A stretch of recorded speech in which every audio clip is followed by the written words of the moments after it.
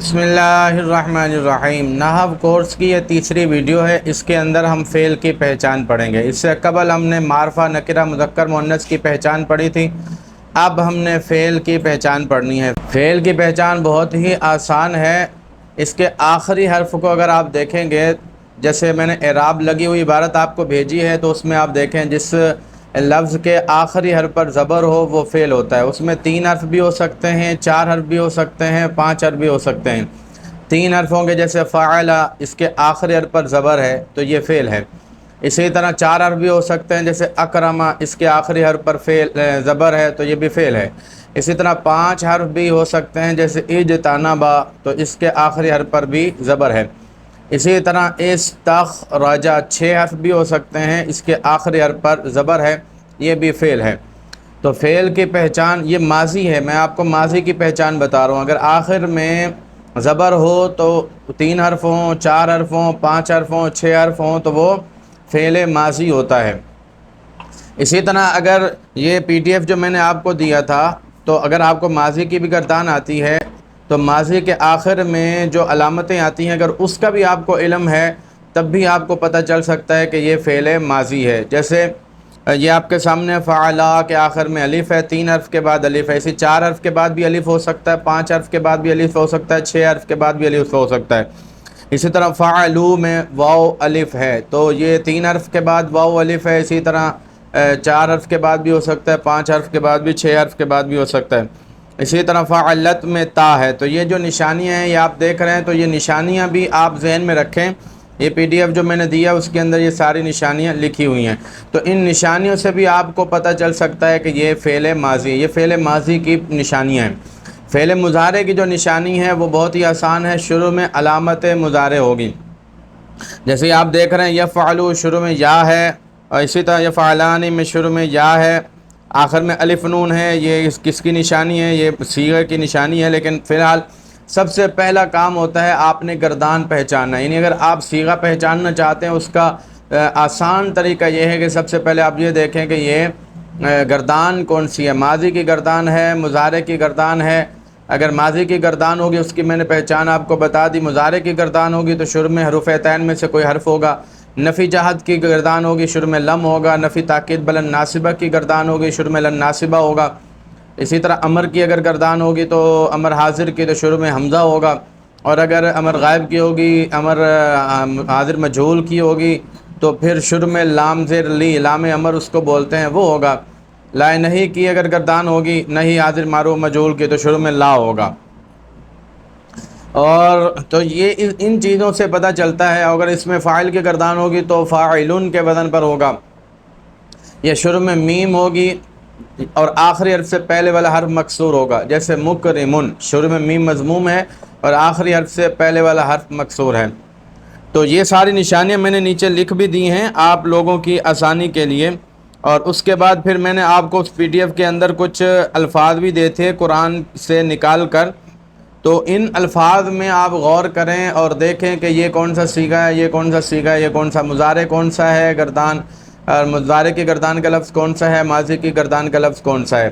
तो ये जो मैंने PDF भी दिया था ना आपको, तो उसमें भी आपने क्या करना है, वो निशान लगाकर ये माजी है, ये मुज़ारे, बस इतना, जितना आपको काम दिया जाए बस आपने उतना ही करना होता है, उससे ज़्यादा आपने नहीं करना।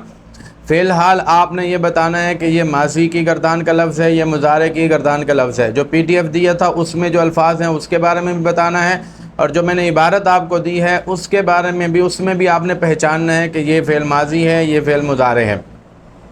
तो फ़ेल माजी और मुज़ारे की पहचान तो आपको हो गई होगी। अब हम इबारत की तरफ चलते हैं। जो मैंने आपको इबारत भेजी थी उसके अंदर हम ढूंढते हैं कि एक इबारत मेरे पास थी उसमें मैं ढूंढूंगा, और एक इबारत मैंने आपको दी थी कि उसमें आपने ढूंढना है। जिस अंदाज में मैं ढूंढूंगा इसी तरह उस अंदाज में आपने भी ढूंढना है।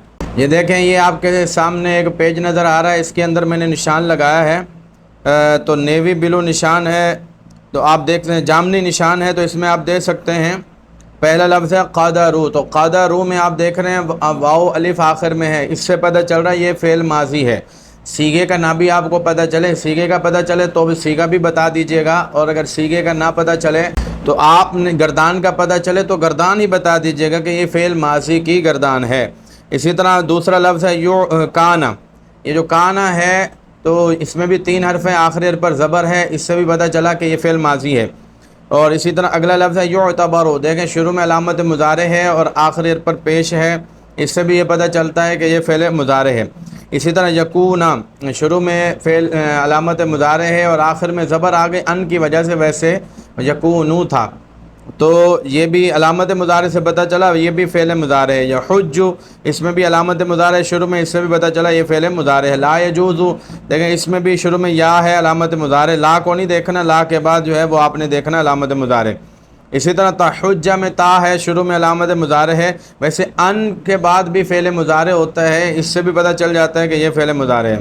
اسی طرح کانا ہے، اذا کے بعد بھی فعل ماضی ہوتا ہے، تو اذا کے بعد کانا آ رہا ہے، آخر میں زبر بھی آ رہی ہے، 3 حرف بھی ہیں، اس سے بھی پتہ چل رہا ہے کہ یہ فعل ماضی ہے۔ یہ پہلے بھی گزر چکا، لا یجوز پہلے بھی گزر چکا۔ یتجاوزا، آپ دیکھ رہے ہیں ایک تو ان کے بعد ہے، دوسرا یا، شروع میں علامت مضارع ہے، اس سے بھی پتہ چل رہا ہے کہ یہ فعل مضارع ہے۔ قدمہ کو آپ دیکھ لیں، قدمہ کے آخر حرف میں، قدمہ میں 4 حرف ہیں، آخری حرف پر زبر ہے، تو یہ بھی یہ فعل ماضی ہے۔ اسی طرح جازہ 3 حرف ہیں، آخر میں زبر ہے، اس سے پتہ چلا یہ فعل ماضی ہے۔ کانا دوبارہ آ گیا، دوبارہ کانا آ گیا۔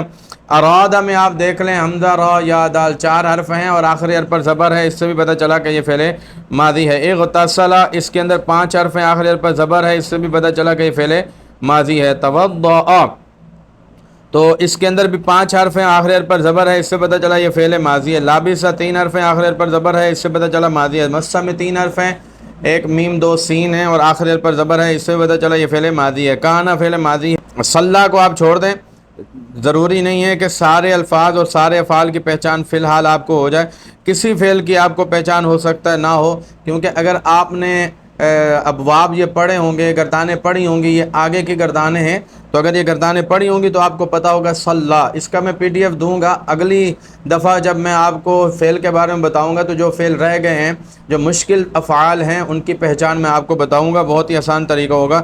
تو صلی کو ابھی آپ رہنے دیں۔ قال، دیکھیں 3 حرف ہیں، آخری حرف میں زبر ہے، تو یہ بھی فعل مضارع ہے۔ ارید میں آپ دیکھ لیں، شروع میں علامت مضارع حمزہ ہے اور آخری حرف پر پیش ہے، اس سے پتہ چلا یہ فعل مضارع ہے۔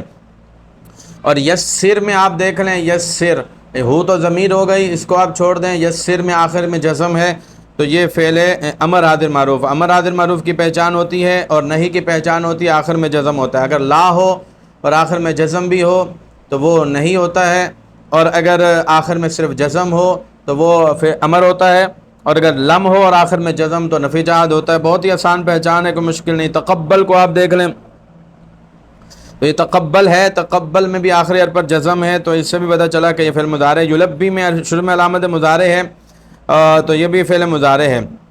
اور یقول میں شروع میں علامت مضارع، یہ بھی فعل مضارع۔ لا ينبغی میں شروع میں یا علامت مضارع ہے۔ یخل میں شروع میں لا یا علامت مضارع ہے۔ زادہ، دیکھیں 3 حرف ہیں، آخری حرف پر زبر ہے، یہ بھی فعل مضارع ہے۔ جازہ، اسی طرح احرم 4 حرف ہیں اور آخر حرف پر زبر ہے، یہ بھی فعل مضارع۔ لا یقتل میں یا ہے، لا یشیر میں یا ہے، لا یدل، لا یلبس ان میں لا ہے، لا یجد میں یا ہے، یقطع میں یا ہے، لا یغطی میں یا ہے، لا یمس میں لا ہے یا ہے، لا یحلق میں یا ہے، لا یقص میں یا ہے۔ تو ان سے پتہ چل رہا ہے کہ یہ سب کے سب فعل مضارع ہیں۔